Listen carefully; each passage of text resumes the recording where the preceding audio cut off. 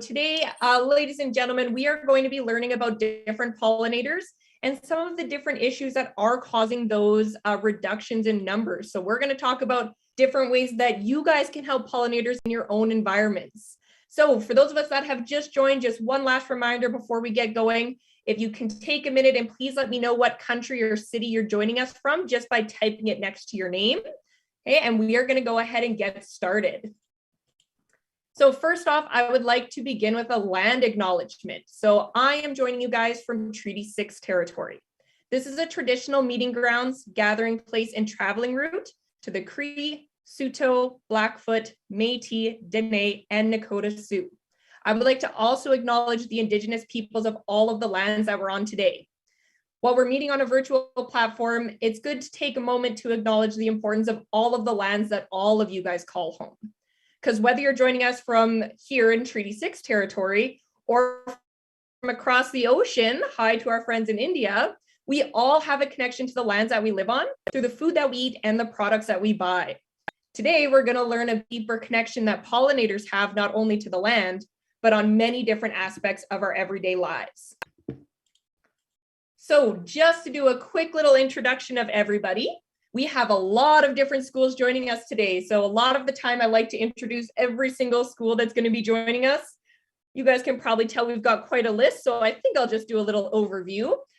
We have schools joining us from across Canada. We've got schools from British Columbia, Alberta, New Brunswick, Manitoba, Ontario. So we've got a lot of different schools and home schools from across Canada.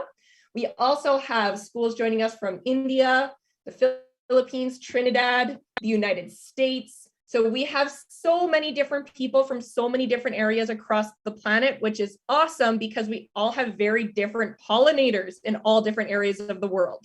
So we're going to get a good idea of different pollinators that we have across the globe. So welcome to everybody on the list. Thank you so much for joining us. I hope you guys are just as excited as I am to learn about pollinators and learn how we can help them out. So what we're going to be going over today, we have a wonderful guest speaker, Ineze, joining us from the Canadian Wildlife Federation. She has a wonderful presentation set up for you guys, and it's very interactive.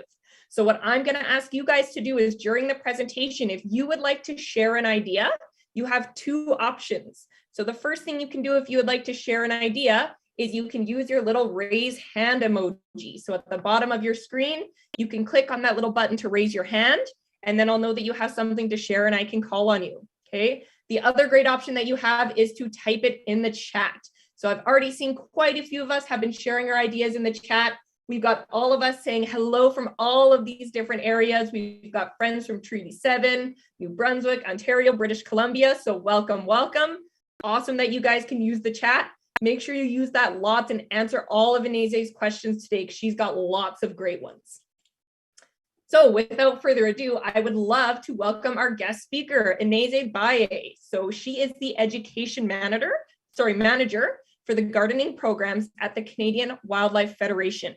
She has experience in outdoor experiential learning and is passionate about connecting children and youth to nature. Now, I know she has an amazing presentation to share with you guys today. So I'm going to go ahead and hand it over to her so she can go ahead and get started. Welcome, Ineze. Hi, thank you, Rebecca. Thank you for having me. And I'm really excited to be here to chat with all of you. So I'm just going to share my screen in a moment. So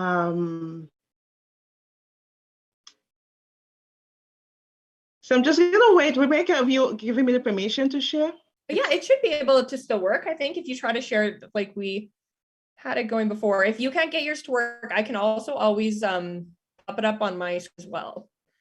Yeah, I just clicked on the share button, but asking me some questions. Oh yeah, sure. You can share from your end, or we can just wait a little bit. Okay, yeah, I know it kind of gave you that weird question last time. I don't know how we kind of got around that one. I'll pop it up on my screen so that we can all see it. And then you can kind of just let me know when you're ready to go through the slides and I'll advance them for you if that works. Okay. Okay. Now mine's kind of being a bit weird. Hold on one sec. Okay. This should work. Let me know if you guys are able to see my slides. Are we able to Yes. see them? All right. So Anazi, you can go ahead and let me know when you're ready to go to the next slide and I'll advance them for you, okay? Oh, great. Thank you. So hi, everyone. This is Anazi, and I work with the Canadian Wildlife Federation. I'm based in Ottawa. I'm going to talk a little bit about CWF. Rebecca, next slide, please. So at the Canadian Wildlife Federation, we do a lot of fun things for wildlife. We help protect whales, bats, pollinators. We do a lot of fun things for the environment. We have a lot of programs for children and youth, which is pretty cool. I'm just gonna play a little game with you guys and talk about, the butterfly poster. So how many butterflies can you spot here? I know. So if you guys want, you can type it in the chat. You can hold up how many fingers you think you see butterflies in this picture. Okay, 1, 2, or 3. Let me know. 2. Oh, great. Okay. 7. That's a good one. 3. Okay. 5. Okay, so 3, number 3, we have 3 butterflies in this poster. So we're going to learn a little bit about butterflies as we go ahead. So what are we going to talk today? We're going to learn about pollinators. We're going to learn about why they are important. We're going to meet some of Canada's pollinators, what challenges they face across, Canada and around the world, and how can you help pollinators in your schools? Great. So I have a question for you guys. What is a pollinator?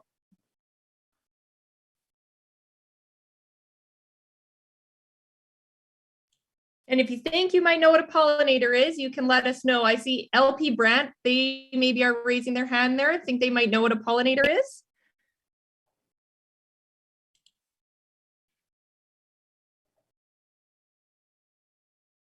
Great.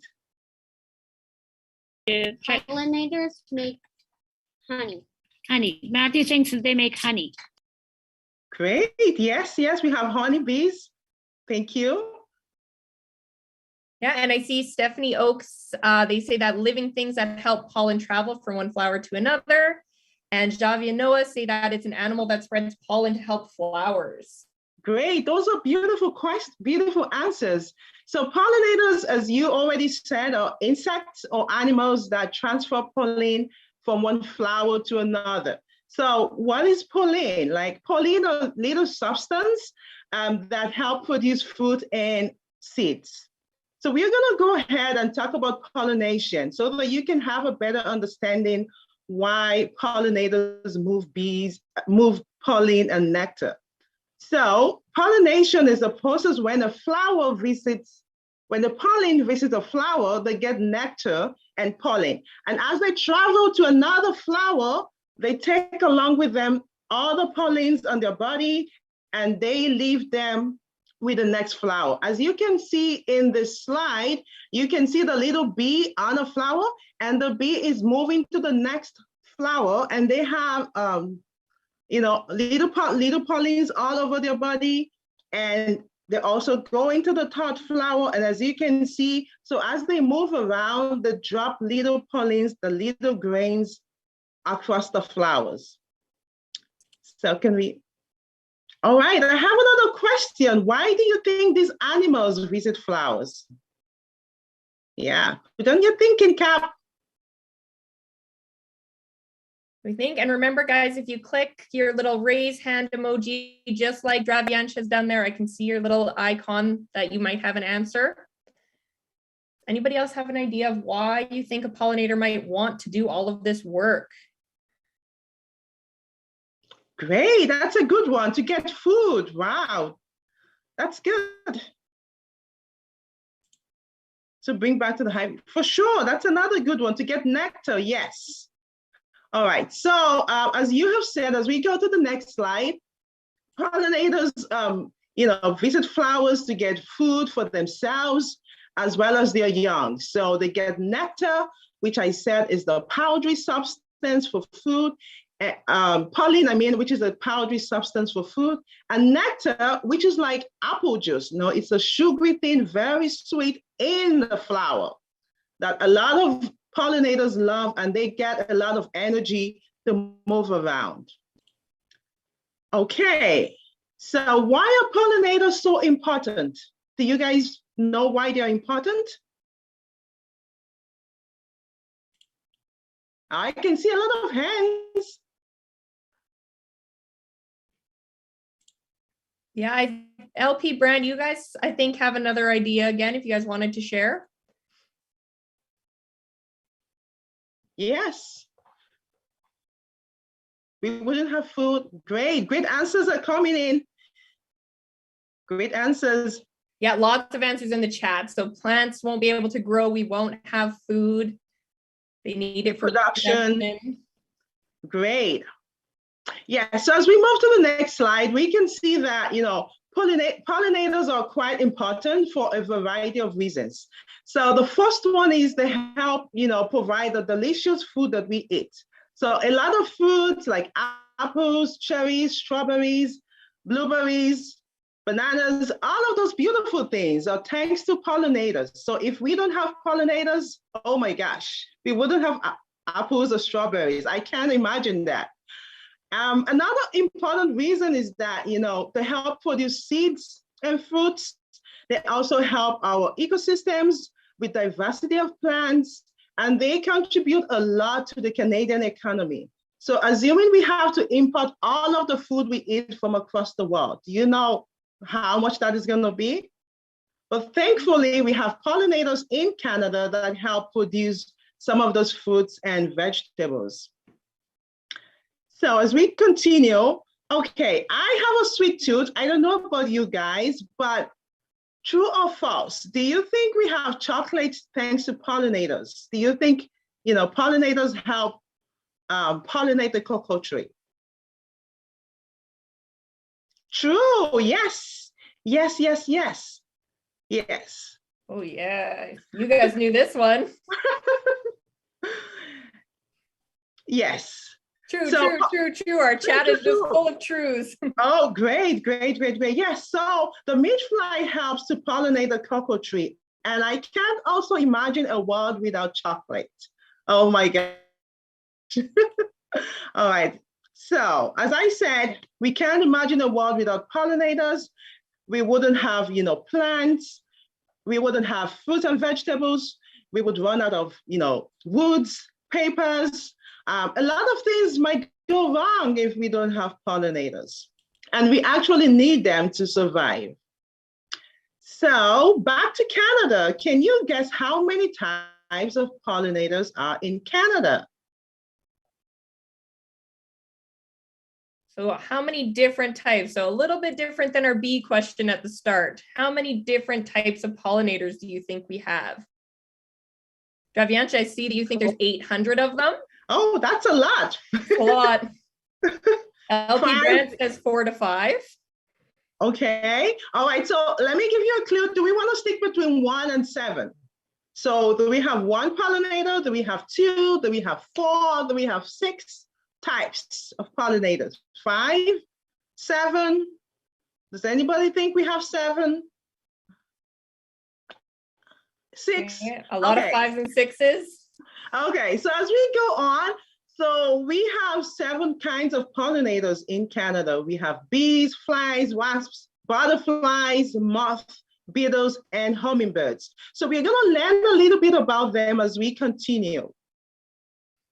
Okay, so which of these pollinators do you think it's quite important? Out of the 7 that I mentioned, do you think bees are more important? Do you think flies, butterflies, or beetles?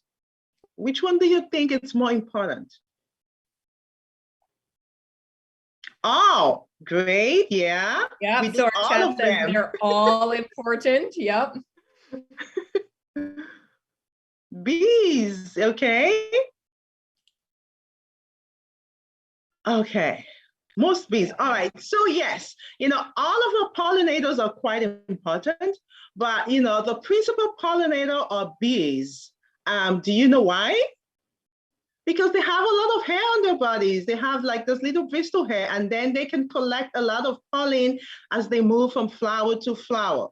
So if you think bees are cool, can you give me a thumbs up?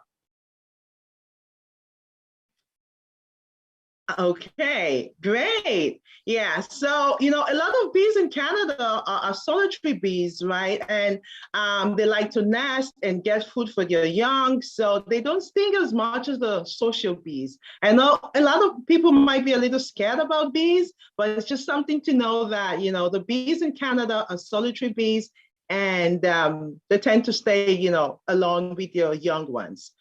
Okay, so in Canada, we have 900 species of native bees. That's quite a lot, right? And bees, they collect pollen differently. So as we're gonna see later on in the slides, like, they can collect pollens on their legs or on their abdomen. Bees, they like, a variety of flowers. They're very active during the day, and, they love something sweet and minty. Let me show you the next slide. And yes, so the mining bee. What do you guys think about this bee? The mining bee. So the mining bee is among the first bees to be active. Okay, yeah, response. Oh yeah, Yeah. yeah, you can go ahead and share. Ma'am, I think they are a very special species because they are most active species. Great, that's true, correct. Yeah, so they are among the very first to become active in the spring, right? So spring is just a few weeks away, a few months, and you're gonna see the mining bee, among the very first pollinators to be out. So isn't that cool? So they actually sting, but their stings are not enough to puncture the human skin. And they carry food differently. As you can see this bee in the slide, it looks as if it's carrying pollen under its armpit, but it's just funny and cool. The next bee is the mason bee. So the mason bee is actually very important to have pollinate our apples. So if you love apples, you're gonna say a big thank you to the mason bee. And mason bees, they like to nest in holes and wooden blocks. So if you have, these around your schools or something, you might find mason bees nesting in some of these artificial nesting materials. So yes, and the last bee I'm gonna talk about, the bumblebee. The bumblebees are, quite popular in Canada. They are large. They help pollinate tomatoes and strawberries. Also, they are among the first to be out in the spring and also the last in the fall. And they love to eat. So they can actually visit 10 to 18 flowers in a minute. Can you imagine that? So they go, woo. I can imagine how fast they are. So moving on to wasps. Oh my gosh. I know sometimes when we're having, like picnics at the park and we see a wasp coming around, like, we kind of freak out. But wasps are very important, right? They help with pest control. And they're also very good at collecting pollen on their legs. And they can sting. Yes, they can sting when they feel that, you're coming to disturb them or something. So moving on to the next pollinator, flies. Do you think flies are cool? If you think flies are cool, give me a thumbs up or a thumbs down. I need to see those hands up or down. Flies, up,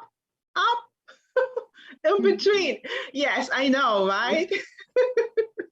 So flies, they collect food differently. They love collecting food on their heads.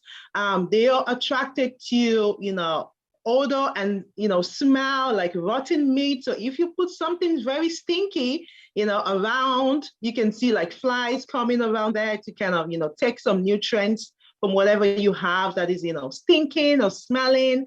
And they like white or pink flowers. So the next pollinator are butterflies. Do you think butterflies are cool? You can give me a thumbs up. Yeah, Yeah, they yes. love butterflies. Everybody loves butterflies. I do. They're so beautiful. And so this particular butterfly is a monarch. And the monarch butterfly, they feed on all sorts of flowers. And, they like flowers that are, open or deep. And they have, a long tongue so they can drink, get nectar for their nutrients. And did you know that butterflies travel all the way to Mexico, like the monarch butterfly? And they overwinter in Mexico? That's pretty far away. So we're going to learn a little bit about butterflies as we continue. Hummingbirds. Do you think hummingbirds are cool or not?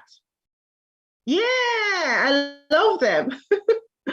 So the hummingbirds is another pollinator in Canada. We have 5 species of hummingbirds in Canada, just 5 of them.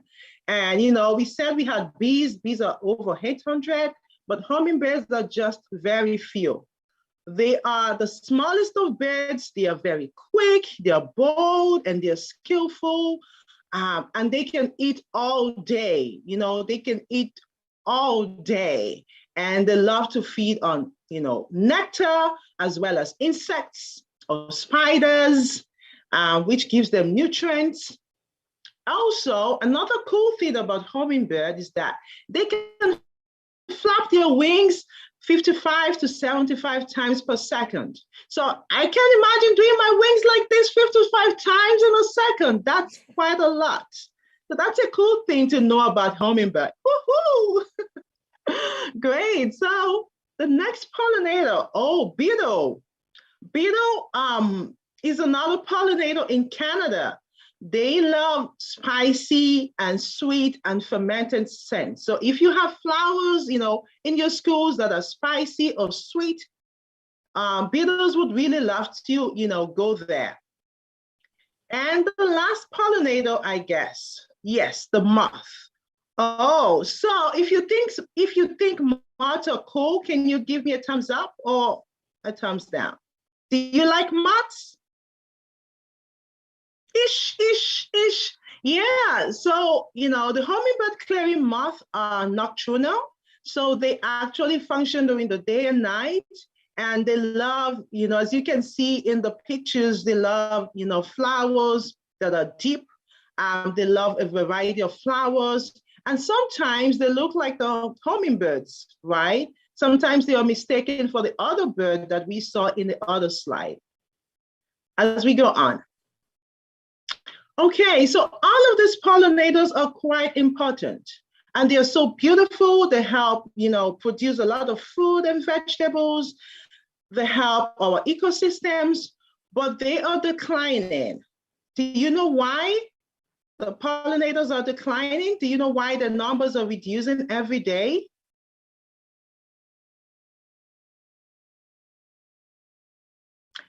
Okay, so I'm just gonna go ahead. So pesticides. Oh, sorry.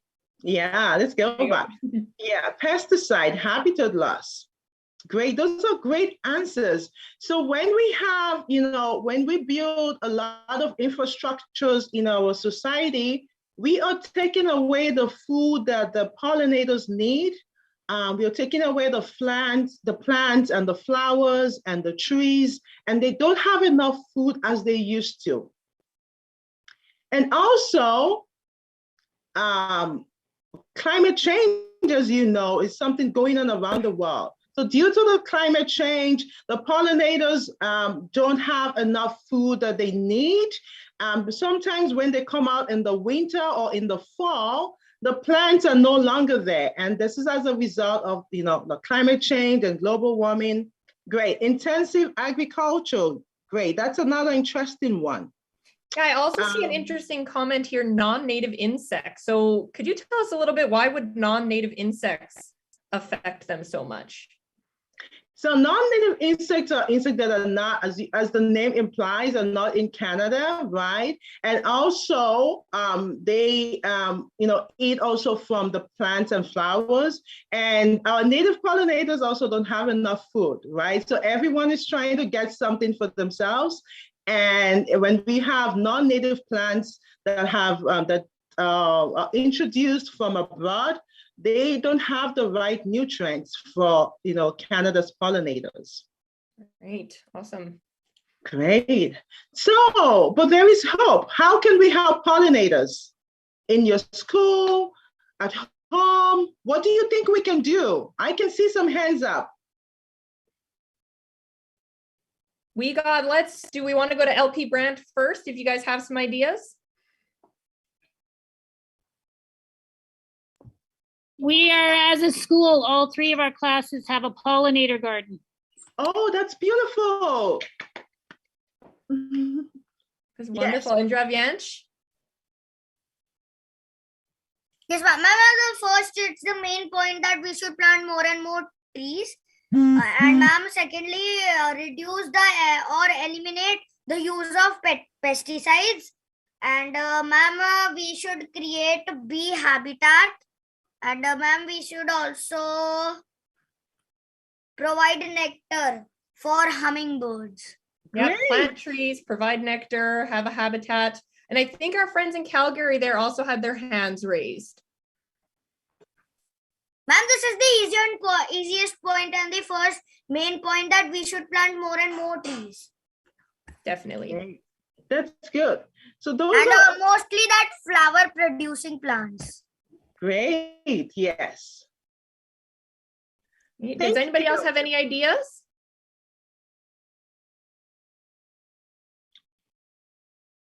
Good. I know there's a couple in the chat here as well. A lot of us have school gardens, which is awesome. So we're going to talk about that a little bit more later. Okay. And a lot of planting pollinator-friendly gardens. Great.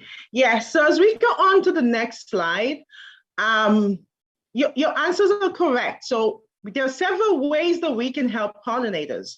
One is to plant, have a pollinator garden and have flowers that are rich in nectar and pollen, so that when pollinators come, to your garden, they have something to eat.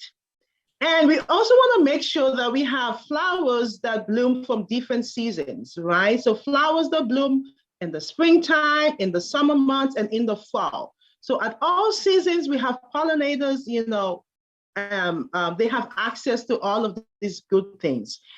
And as you can see, that the pollinators are quite different in their shapes and sizes, right? And their feeding habits are quite different too. So some pollinators like flowers that are flat, some like flowers that, look, that are a little bit narrow, like the hummingbirds. So we want to make sure that we have a diversity of flowers in our gardens, different shapes and sizes. And we also want to make sure that we have some native plants, right? So native plants are plants that have co-evolved with the wildlife in your area. So some plants have been in your school area or in your home environment for 100 years or 400 years, and the wildlife in those areas are quite familiar, with the plants. So as we move on, another thing to consider when planting for pollinators is that you want to avoid plants that are invasive, right? You want to try as much as possible to have native plants that are from your local region. You also want to avoid plants that have pesticides. So pesticides hurt, the pollinators, when they go to those flowers and they eat from the flowers, the pesticides can actually harm them. And also when the pollinators take food, back to their nesting places, to the kids, to the young ones, the young ones also get hurt, by taking from those flowers. And that means that we are hurting the next generation of pollinators. Also, pollinators don't only need flowers. Like butterflies, they need a dump or a manure or, a compost. They need a place where they can mud puddle. The butterflies in the screen, they are getting their nutrients as they, mud puddle. They get their nutrients from rotten fruits. So if you have an orange in the summer months, an orange that you no longer want, and you just put it out in your garden, you can see some butterflies going there. Yes. So butterflies love, they love to puddle in the water. Another thing is that, pollinators need water. How many of you had water this morning? I have my water here. I have a cup of water. Yes, we all have our water bottles. Great. Oh yeah, I can see you showing me a water bottle. So, pollinators as well, they need water, right? Also in the summer months. So you can have a patching stone in your garden, and you can have a little stones, as you can see in this picture. There is a bee, that just had some water and about leaving, right? So when you have, water in your garden, you're providing the right nutrients for pollinators. And let's go to shelter. Why do you think pollinators need shelter? Why do you think pollinators need a place to live? Okay, I can see some hands up. Climate change, yes.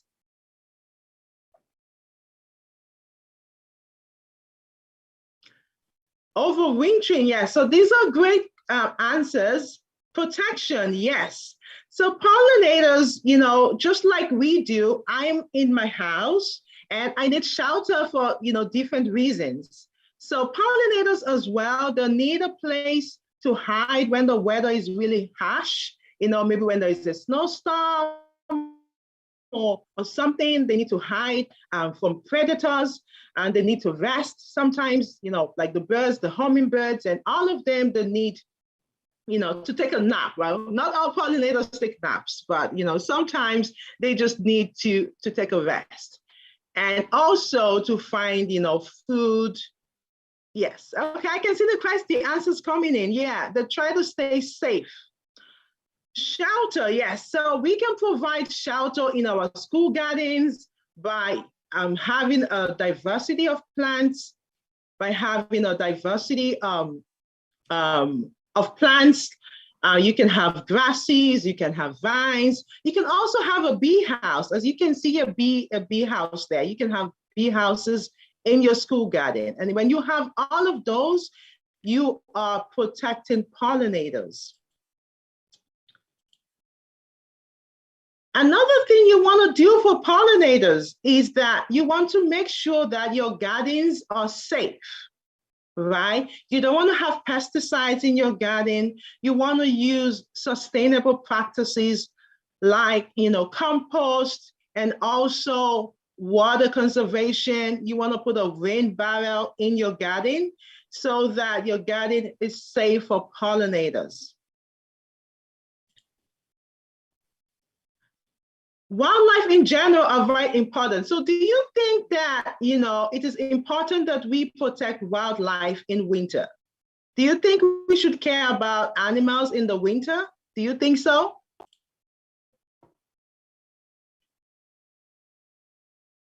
Yes. Okay, so why? Why do you think we should care for animals in the winter?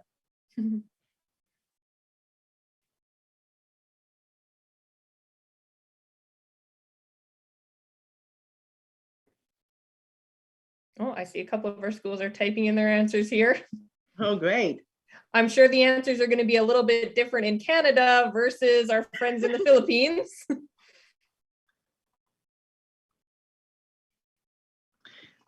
To stay warm and safe, yes. So a lot of our wildlife, it's in the winter month, it's really hard for them to survive. It's hard for them to find their food. So it's important that we have food for the wildlife in the winter. We want to have bird feeders in our garden, in your school garden, so that we can have the right nutrients for wildlife. And wildlife, they need to stay warm, and they also need energy. And for them to stay warm, they need to eat and have a lot of energy. So it's quite important that we think about wildlife in the winter months. Great. So as we move on, all right, so now we've come to the end of our presentation, and I would like to know, what do you think about all of the pollinators we spoke about? So we spoke about hummingbirds, we spoke about the monarch butterfly, bees, beetle. Which pollinator do you think you are? Which of the pollinators do you like the most and why? And we probably have a time for a few of you guys to share. So I really want you to think about all the things you learned about these pollinators. Then maybe we can call on a few of you guys to let us know which one you would choose and why. Okay. I know, Draviansh, you're probably ready to go already, so I'll go ahead and let you share yours first.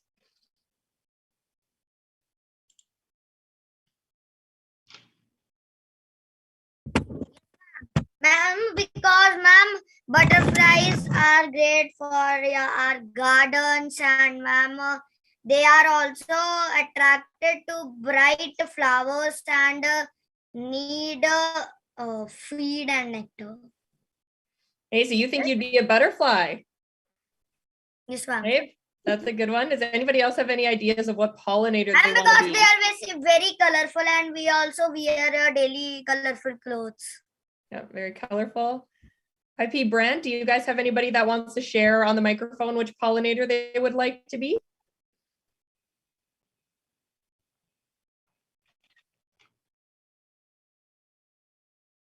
I wanna be a bee.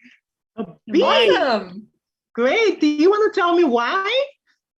I like the color yellow and black. Oh, it's so cool. Great.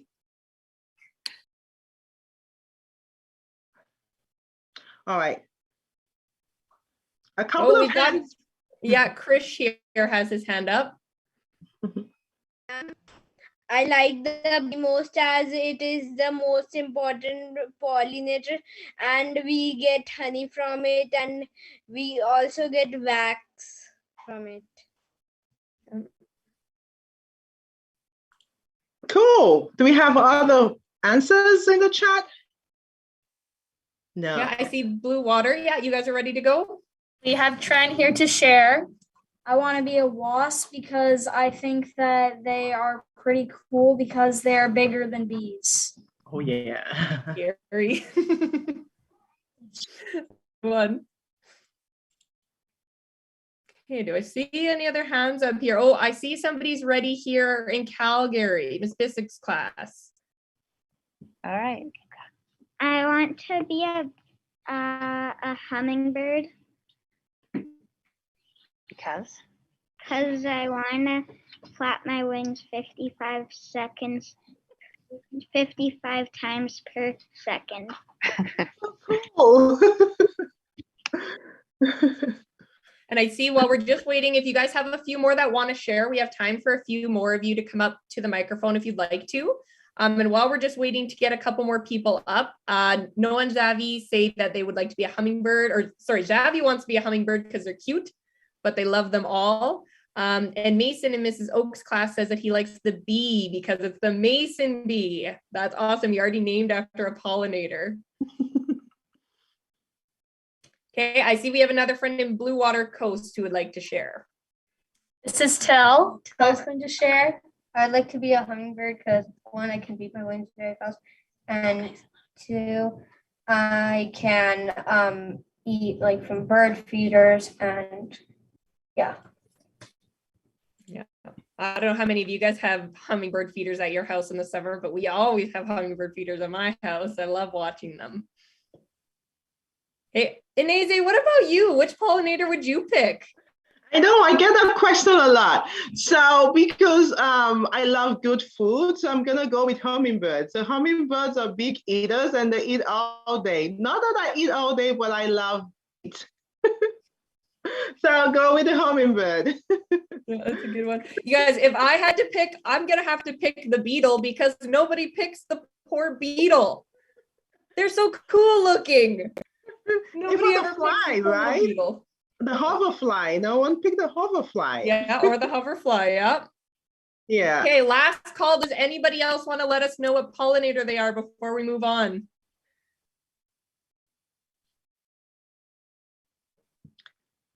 I think I maybe see one more hand.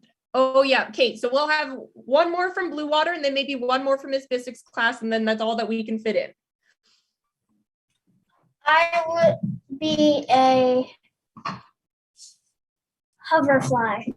Oh, good. Why is that so? Because they look cool. Oh yeah, they look cool. Okay. And our last one here. Okay. I want to be a beetle because they look really cool and I want to help the nature. Yeah, they're really cool. And something cool about the beetle is that, you know, they've been in existence even before the bees. So they've been in existence over 150 million years ago. But the bees are quite popular, you know, but that's a cool thing to know. Awesome. And the last one that I got in the chat here is Hermea would like to be a bee because they help the earth. Yes. So that's awesome. That's good. Wow, you guys are so amazing, and thank you so much for having me. So I'm going to talk a little bit about our program. If you would like to learn about, you know, bees, pollinators, and you want to help them in your school garden, you can sign up for the Canadian Wildlife Federation Wild Spaces program. And we also provide plants to schools across Canada so that you can have, you know, your garden set up in the spring for pollinators. Thank you so much and have a nice day. So, and I'll just throw in a couple quick reminders as well before we let everybody go. First off, I can pop this link in here. So if anybody is interested in that Wild Spaces program, your school actually will receive free plants that they can plant. And I know a few of you guys already have school gardens going, so you can go ahead and add those to the school garden you already have. So if you might be interested in that, I just put the link in the chat there. So this is just some information about it. And then lastly, of course, a little reminder, if you guys loved learning about pollinators today, which I'm sure you did, we all, I'm sure, enjoyed learning about pollinators. We actually have a few other presentations from the Canadian Wildlife Federation that we can kind of add to this series. So if you think you might be interested in learning about how to compost, I know Ineze mentioned that some of our pollinators love composts. If you want to learn more about how you can start a compost at your school or at your home, we have our Scraps to Soil presentation on April 7th. And then finally, our Wild Spaces presentation, which actually has to do with that link that I shared with you.